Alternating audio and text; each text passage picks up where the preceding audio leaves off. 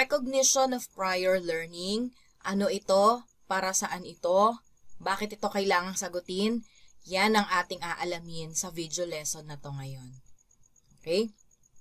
So, welcome nga pala sa ating video lesson. Ako nga pala ulit si Ma'am Mira, ang inyong ALS teacher.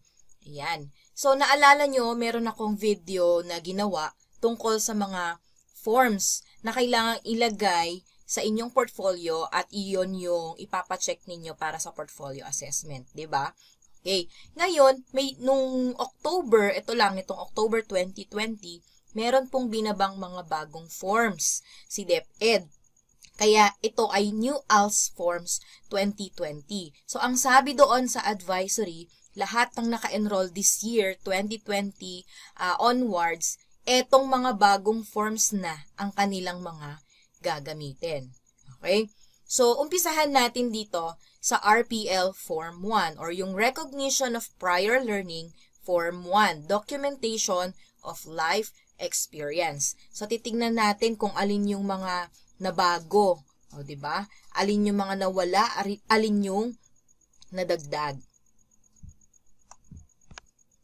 Ayan. So, kung mapapansin ninyo, ganito na yung itsura niya. Dati, ang old RPL Form 1 ay 2 pages lamang. Okay? Pero ito, naging 4 pages. Ayan. So, medyo mabigat ito pagka isa-xerox. Pero isang beses ka lang naman mag-accomplish nito. Isang beses ka lang gagawa nitong form na ito. Okay?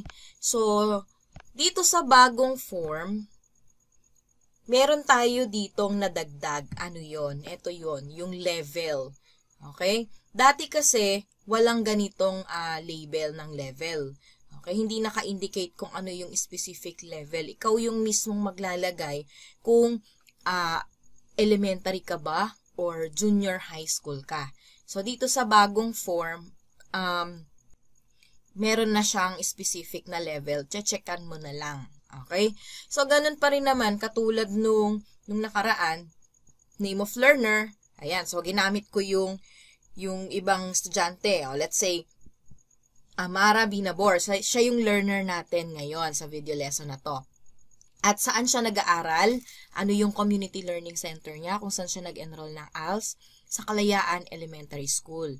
Okay? So, kung barangay yan, barangay, kung isulat dyan kung alin ang barangay ninyo. Anong pangalan nung barangay. And then, ano yung level mo? Okay, ikaw ba ay BL? BL para sa basic literacy. LE para sa lower elementary. AE para sa advanced elementary. At junior high school para sa high school. Okay, mula grade 7 to 10, yon high school yon. Okay, and then yung name ng inyong ALS teacher. So, let's say, yung estudyante dito sa ating example, ang teacher niya ay si Ma'am Pio. So, ang pangalan ng teacher niya ay Ma'am Juanita Pio. Ayan. So, sabi niya dito, sa first part niya, about me. So, tungkol yun sa sarili mo. Ano yung directions niya dyan? Kindly write your hobbies, strengths, interests, weaknesses, ambitions, and a simple sentence about your family on the spaces provided. Okay, yan. So, ganun pa rin naman yan. Ano yung hobbies? Ano yung libangan? O, diba, kung mapapansin nyo dito sa form, meron ng Tagalog translation o Filipino translation. Ayan, yung hobby or hobbies, libangan. Interest, hilig, ambitions o mithiin, strengths, kalakasan, weaknesses, kahinaan. Ayan. So, maganda ito kasi meron ng Filipino translation. O, diba? Sana all. Ayun. Okay, so simulan natin. Magbibigay lang ako ng sample.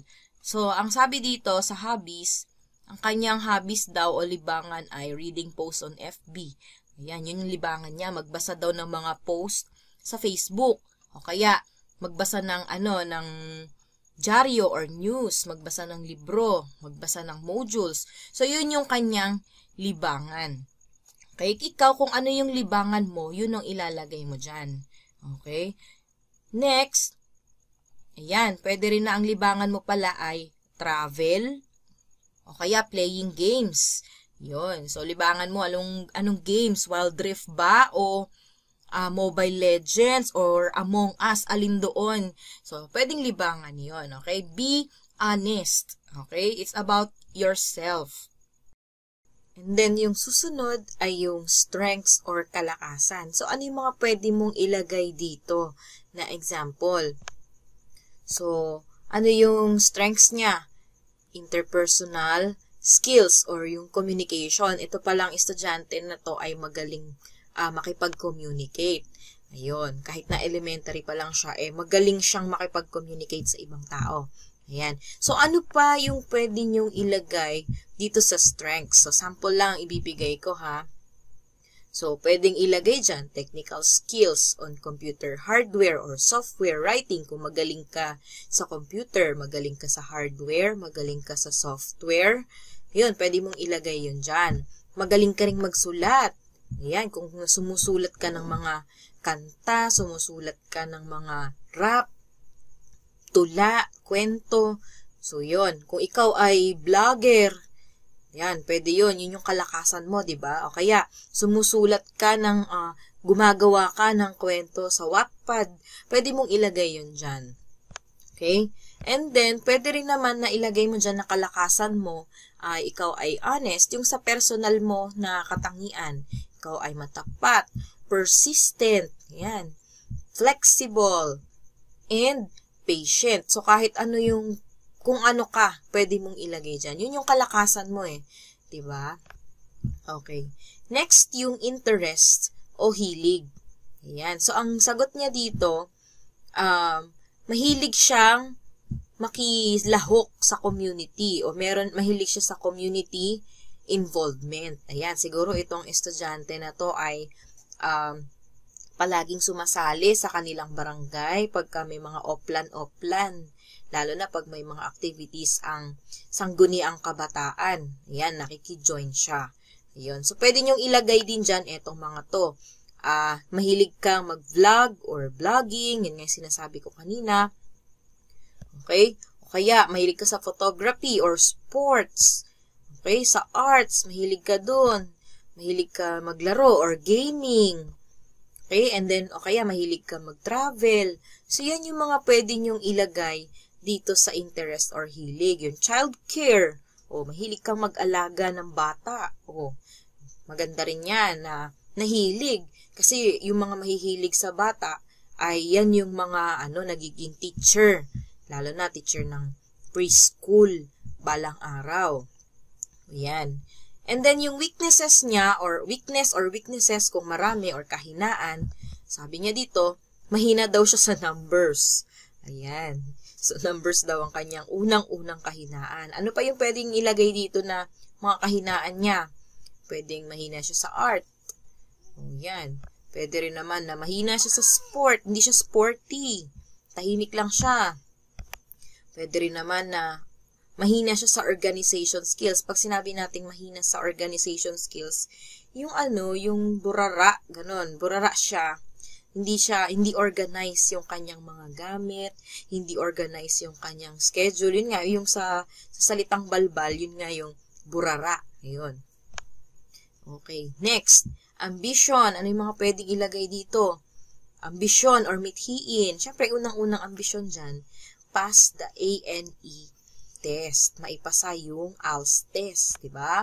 O kaya, ano pa yung kanyang ambisyon dito? Graduate on elementary or high school. Yun, so yun yung kanyang ambisyon. Pwede rin naman na isulat dyan, finish my studies. Yan. O kaya, work abroad. Yan, pwede pala yan na ilagay dyan na ambisyon mo. Okay? O kaya, become rich or millionaire. O, wala namang masama kung ilalagay mo yan. Yan yung inyong ambisyon. Malay mo magkatotoo, di ba? Ayan.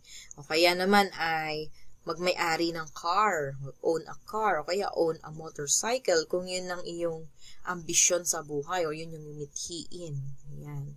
And then dito naman, sa write a simple sentence about your family. Sumulat ng pangungusap tungkol sa iyong pamilya. O pangungusap ha, pag sinabing pangungusap, merong simuno at panaguri.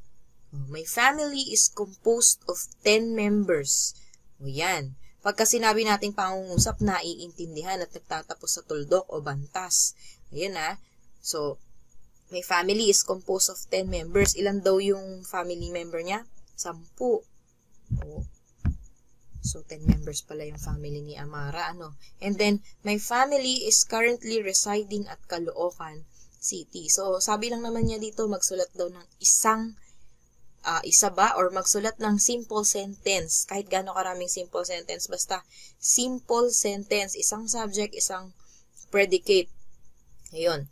So, pwedeng i-describe niya yung mismong family niya, kung ilan sila. Pwede rin naman na isulat niya dyan kung saan sila nakatira. Ano yung hilig ng pamilya? May business ba yung family? So, pwedeng ilagay dyan. Yun.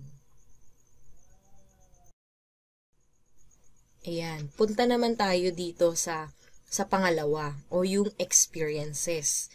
Okay? Listahan lang ito ng iyong mga karanasan. Kaya nga, di ba, ang title ng ating form ay Documentation of Life Experience. Ayun, ano yung kanyang directions? Read nabubulol na si ma'am. Read each of the common daily life experiences listed in the first column. So, babasahin nyo daw yung mga nandito sa first column. Place a check in the second column if you have ever had such similar life experience. Maglalagay daw kayo ng check kung meron na kayong naranasan na mga ito. Okay? Sa mga sumusunod na yan. Dito sa pangalawang column. Okay? And then next, if you have had a significant life experience not on the list, kindly check others and specify on the space provided. Kung wala daw dito o hindi nakalista dito yung inyong naranasan, i-check nyo daw yung others. So, lalagyan nyo ng check dito and then specify. Ilalagay nyo ngayon dito sa space provided kung ano yung karanasan na yon. Okay?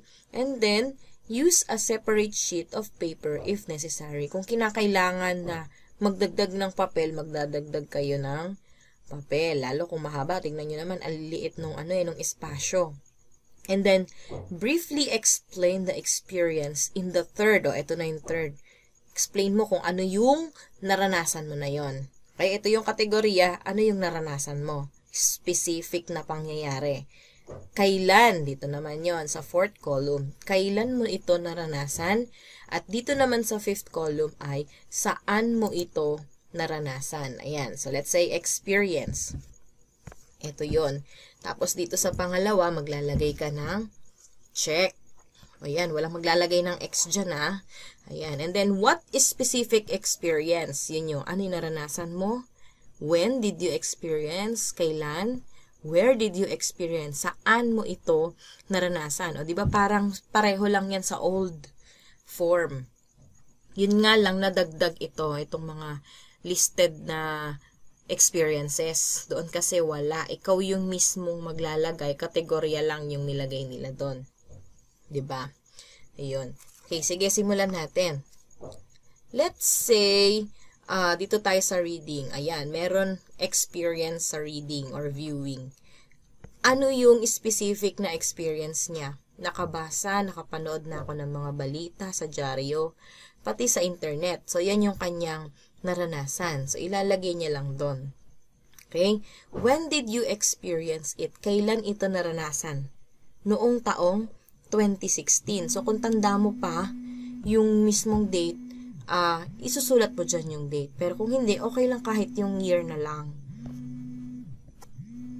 Next, where did you experience it? Saan mo ito naranasan? Yun. Siyempre, sa Caloocan City. So, ilalagay niyo dyan, Caloocan City. Okay? So, magbigay pa tayo ng iba pang halimbawa dito sa reading and viewing. Pwede rin isulat dyan. Natutunan kong bumasa ng Ingles. O yun, pwede yun. Diba? Significant experience yan. Bakit? Kasi magmula nung natuto kang bumasa ng Ingles, nagagamit mo na ngayon, madali ka na makaintindi ng mga teksto o mga usapan, lalo na sa Facebook, mga balita, kahit na nakasulat yun sa Ingles. Diba? Kaya, significant life experience yan. Okay? Ano pang pwedeng ilagay dyan? Nabasa ko sa internet ang mga benepisyo ng isang solo parent. O, nakabasa ka ng benepisyo ng isang solo parent. Kadalasan kasi may mga solo parent tayo na hindi nila alam yung kanilang benepisyo na dapat na tinatamasa. Pero dahil nagbasa siya, ayun, nabasa niya yung kanyang mga benepisyo bilang isang solo parent. So, pwede yun yung ilagay niya. O kaya, napanood ko ang mga paraan kung paano gumawa ng longganisa na naging kabuhayan ko ngayon. O, nanood siya sa internet. And viewing, reading and viewing. Okay? So, pwede yung mga yan ang ilagay dito sa what is specific experience or experiences ang naranasan mo. Pwedeng marami kang ilagay dyan. Kaya nga sabi niya, hindi ka niya nililimit sa isang form lang. Pwede ka daw gumamit ng separate sheet kung kinakailangan. Ayan, sa liit ba naman ng espasyo na yan, sa palagay ko, mas maganda kung gagamit ng separate sheet. Okay? So, when did you experience yan? Ganun lang din naman, kailan nyo naranasan and where, saan nyo naranasan. Okay? So, ang bibigyan ko na lang ng mga halimbawa na pwede nyong isagot para magka-idea kayo ay yung dito sa uri ng karanasan. Okay? O halimbawa ng karanasan. O next. O dito naman, halimbawa may experience ka sa listening and speaking. O yan, ano yung mga pwedeng ilagay? Natutunan ko kung paano bumigkas ng tama. O speaking yan. Diba? Napakinggan at nalaman ko ang mga dapat gawin sa pagboto tuwing may eleksyon. O, listening naman yan. O, narinig mo. Mahalaga yan, diba? Significant life experience yan. O, yun. Kaya, narinig ko ang mga plano ng gobyerno para sa mga mag-aaral at guro. O, significant life experience yan. Kasi, concern ka dyan, involved ka dyan, diba? So, pwede yun ang ilagay dyan. Okay? Kakalimutan yung yung when at saka yung where. Ayun. Writing. Sa pagsulat, meron ka na daw experience dyan. Ano yung mga pwedeng ilagay? Ito, natutunan ko kung paano sumulat ng maayos. Ayan. Nakasulat ako ng application letter para sa pag-a-apply ko ng trabaho.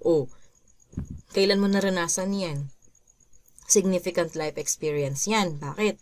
Kasi nung natuto kang sumulat ng application letter, nakapag-apply ka ng magandang trabaho. Diba? Or nakatulong yon sa pag-a-apply mo ng trabaho. O kaya naman, natutunan kong isulat, ilagay ang mga impormasyon sa biodata or sa resume mo. Diba? So, significant experience yan. Hindi ka na nahirapan. Diba? Okay. So, kailan ulit? When and then where. Yan.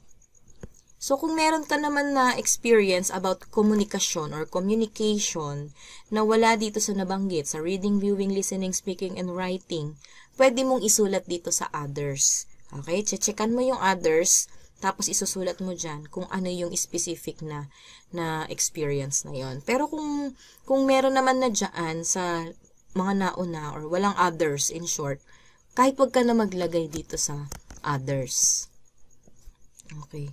Next, letter B, social activity. Ito yung mga panlipunang aktibidad. Ito yung mga outdoor activities tulad nung sports, tree planting, clean up drive. Yun. So, namahagi ba kayo ng mga relief goods? Ayun. So, ito yon sa letter B. Kung meron kang experience dyan, check mo lang. And then, specify mo kung ano yung na-experience mo. Nakasali ako sa basketball team ng aming school at nanalo kami bilang kampiyon. O yan, hindi mo makakalimutan yan. Significant experience yan sa'yo kasi naging champion kayo, lalo na kung first time. Diba? Ano pa yung pwede maisulat dyan?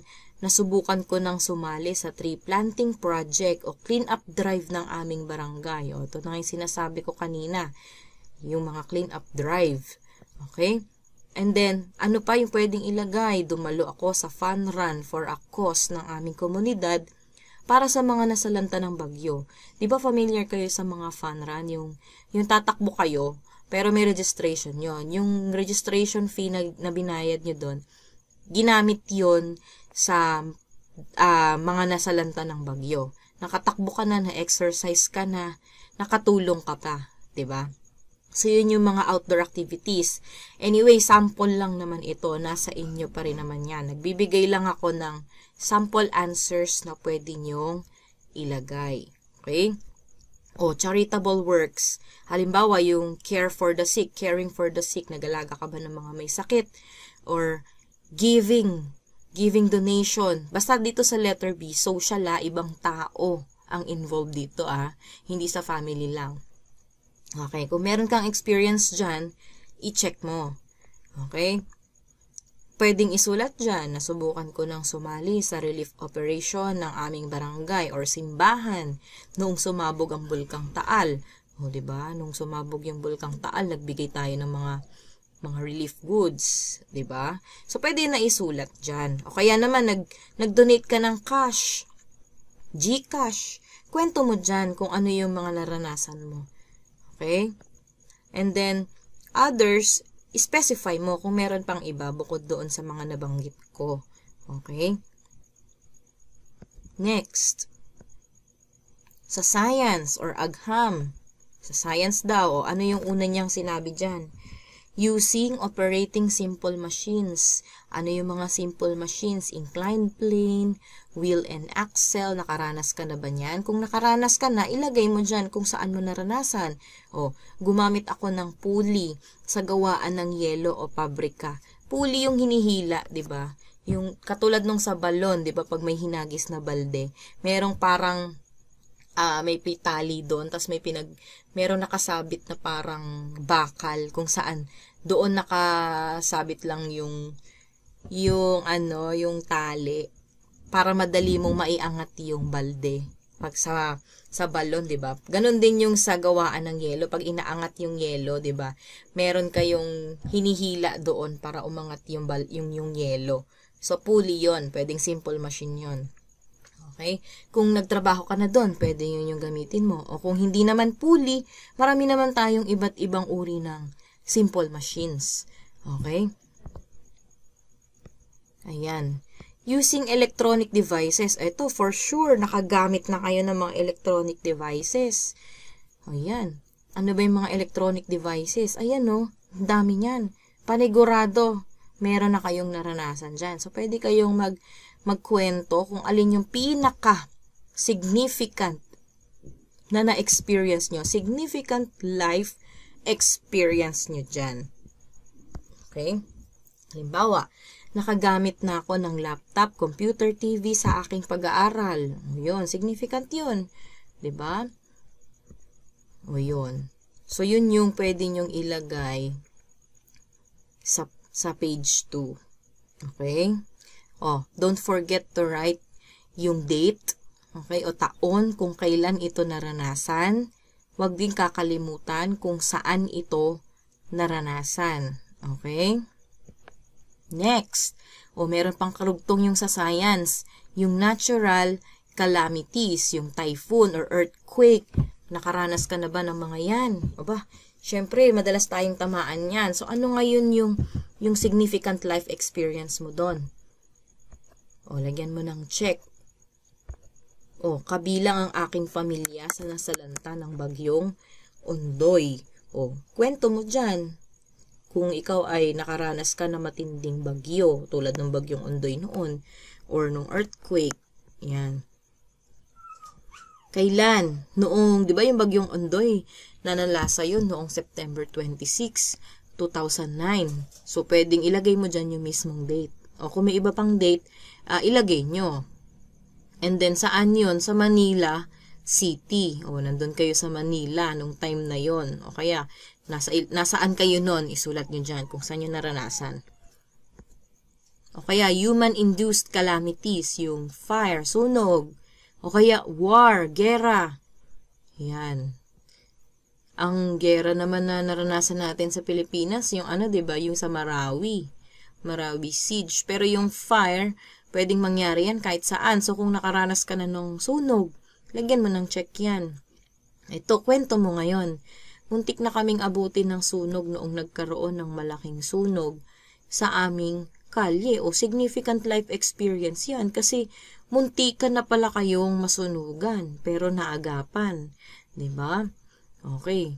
Ano pa? Kailan yan naranasan? Noong January 1, 2015. Yan. Kay saan? Sa Manila City.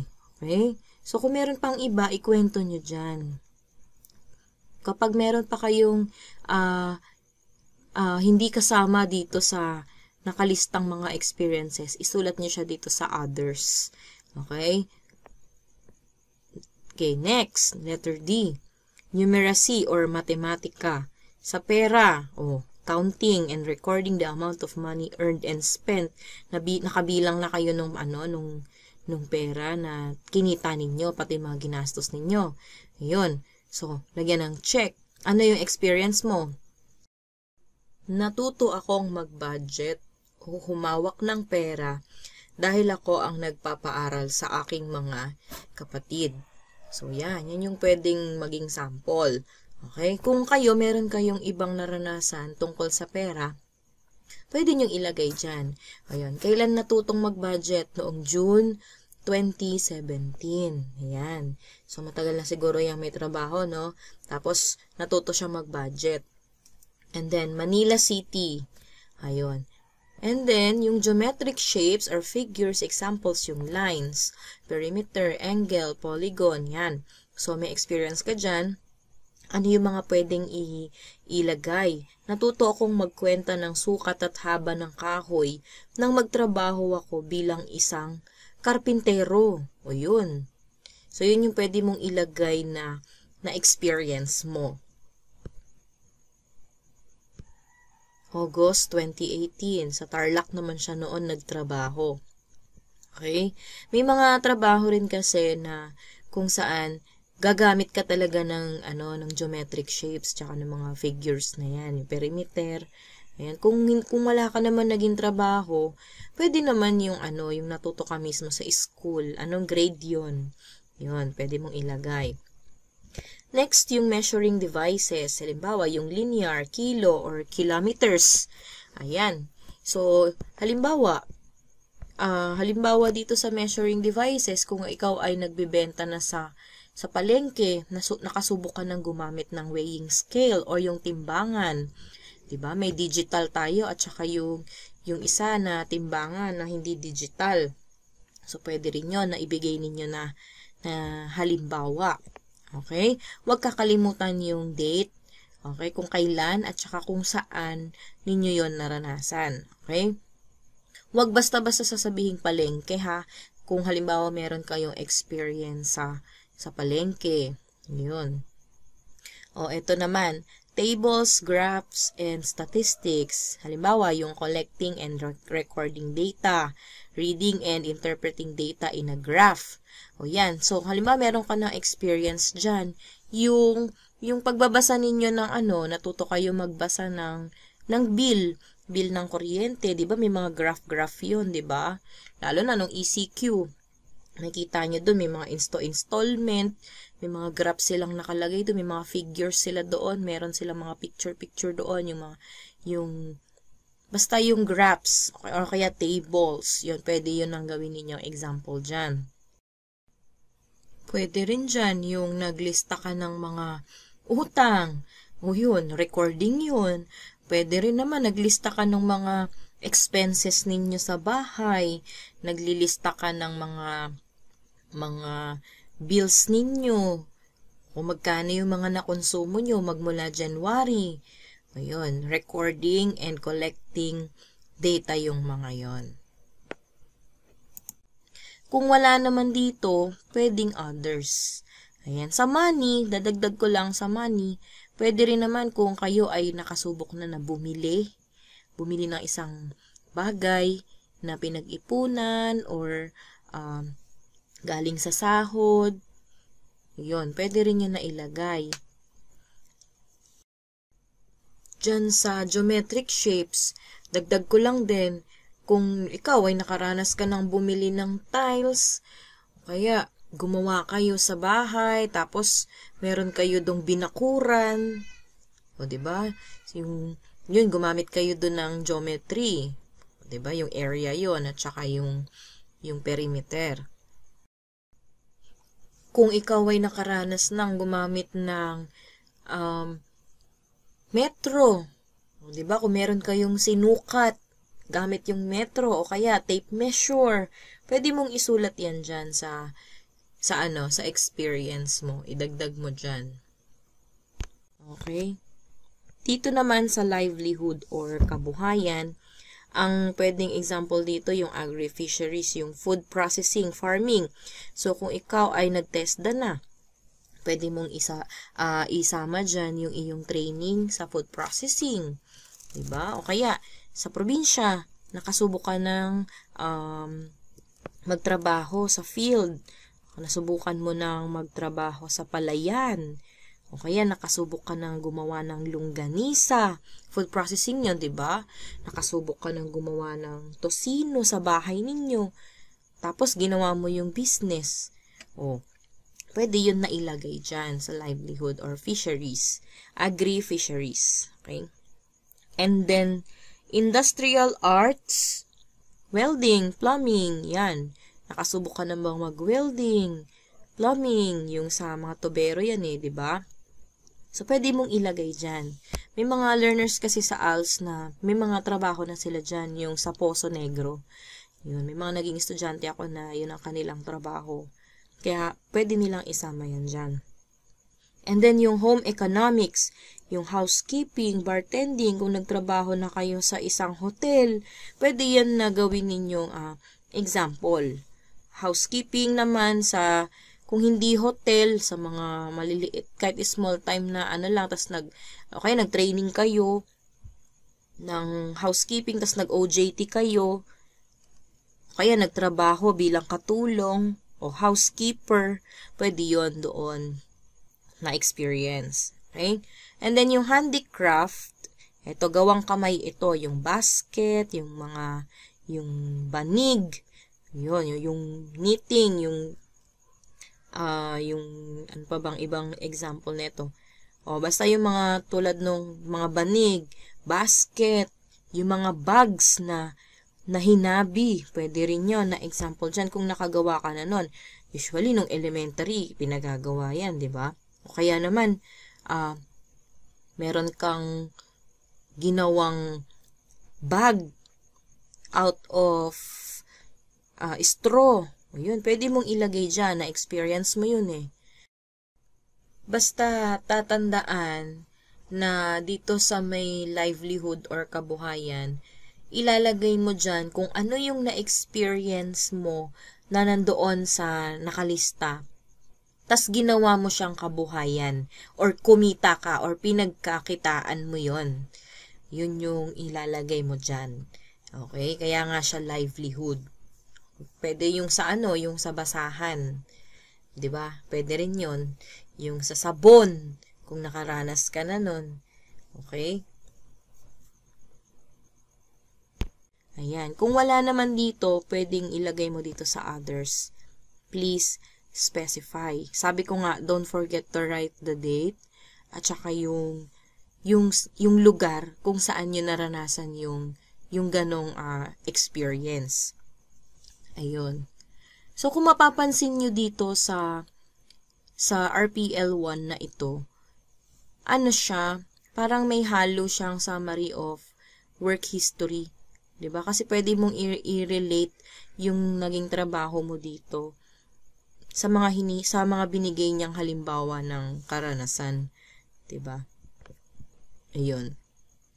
O meron pa sa page 4, sa intrapersonal and interpersonal relationships, yung pag-unawa sa sarili at pakikipagkapwa, positive sense of self, learning to know oneself, self-worth, self-direction. Kung meron ka nang na-experience dyan, yung umattend ka ng personality development na training, kaya nag-train ka ng ibang tao. Sa church ninyo, madalas yan, 'di ba? Self-direction, tinuturo yan, 'di ba? So, pwede mong ilagay dyan yung iyong experience. And then, family and community solidarity, yung demonstrating smooth interpersonal relationships between and among family and community members. Diba meron tayo dito mga activities tulad ng yung family day. O, naka-experience ka na nun, nilagay mo dyan. Ano pa?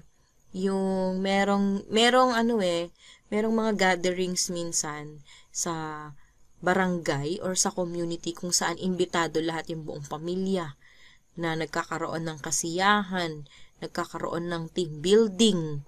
Ayan, naka-join ka na ba sa mga yon? Pwede mong ilagay dyan yung iyong experience. Okay? And then, kung meron pang iba, ulitin ko, ilagay nyo sa others. Tapos, paki-specify kung ano yung karanasan na yon.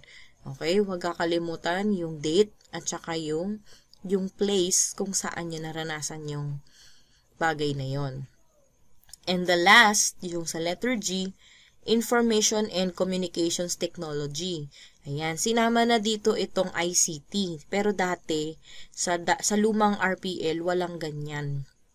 Lumang, parang, dahil nga align na itong bagong RPL na to sa K-12, kaya isinama na ang ICT dito, 'di ba? So, ano yung mga sample nyo dito? Halimbawa, basic hardware, software operations, and file management, operating a computer, and other computer peripherals, managing files in a computer. Yun, kung ikaw ay may experience na sa computer, nasubukan ko ng gumamit ng hard disk, o nasubukan ko ng mag-repair ng computer, nasubukan ko ng mag-troubleshoot, ano pa? Nasubukan ko ng mag-download. Yun yung mga software operations and basic hardware. O kaya naman, nasubukan ko na rin mag-browse sa internet, sa www. Yan. Ikwento mo lang naman dyan kung kailan. Okay? And then next, yung common office application. Yan. Halimbawa, yung word processing. Di ba meron tayong MS Office, yung Word, may Excel, may PowerPoint. Kung ikaw ay may naranasan ng ganyan, ilagay mo dyan. Lalo na yung meron kayong computer class nung elementary kayo or meron kayong computer class nung high school, pwede nyong ilagay yung inyong experience dyan. Lalagyan ng check, tapos susulat mo yung inyong specific experience. Okay? And then sa mobile devices, ayan, cellphones yan, parang sa electronic kanina, 'di ba? Pwedeng ilagay diyan yung paggamit ng cellphone. Gumawa ka ng cellphone, nakagamit ka na ng mga camera, 'di ba? Pati yung mga digital wearables, yung mga pedometer, mga gano, kaya yung smartwatch, nakagamit ka na ba ng mga ganong bagay? Pwede mong ilagay yan dyan sa iyong experience. Kung wala naman dito, sa mga nakalagay dito na, meron pang iba, pwede mong ilagay dito sa others, please specify. Ayan, so eto na naman, uulitin ko na naman, kailangan isulat yung date, at saka yung place kung saan yung naranasan yung mga bagay na yan. Okay? Tapos, syempre, katulad din sa old form, huwag kakalimutan yung learner's signature. Yung signature ninyo, pirma, sa ibabaw ng pangalan. At sabi dyan, printed name. Pag printed, dapat nakasulat yan sa capital letter. Okay? Tapos, pag sinabi niyang over, ibig sabihin sa ibabaw ng iyong pangalan. Ayan. So, kung halimbawa natapos mo tong form na ito noong October 28, isulat mo dyan yung October 28. Tapos, sa araw na rin na yan, ipinasa mo yan sa iyong teacher. Si ma'am na yung maglalagay kung kailan niya yan na-receive. Tapos, i-check niya yan. Okay? So, sabi ko nga sa inyo, marami ang nagbago dito sa RPL Form 1 na ito. Pero, parang, yung nilalaman niya, parang pareho lang din naman nung nasa old version. Kung ikaw ay nakagawa na nung old version, pwede mo namang ilipat na lang dyan sa new form yung iyong nagawa. Basta kung saan siya pasok. Okay? Tapos kung kulang, tsaka mo siya dagdagan para hindi sayang yung iyong mga nagawa kasi same lang din naman yan na experience mo, 'di ba, na nilagay doon sa old form. Ayan. So kung may tanong, pwedeng i-PM si ma'am, pwedeng ilagay sa chat box or sa comment section para masagot natin. Ayun. So salamat sa pakikinig. Learn with me. It's me, Teacher Mira.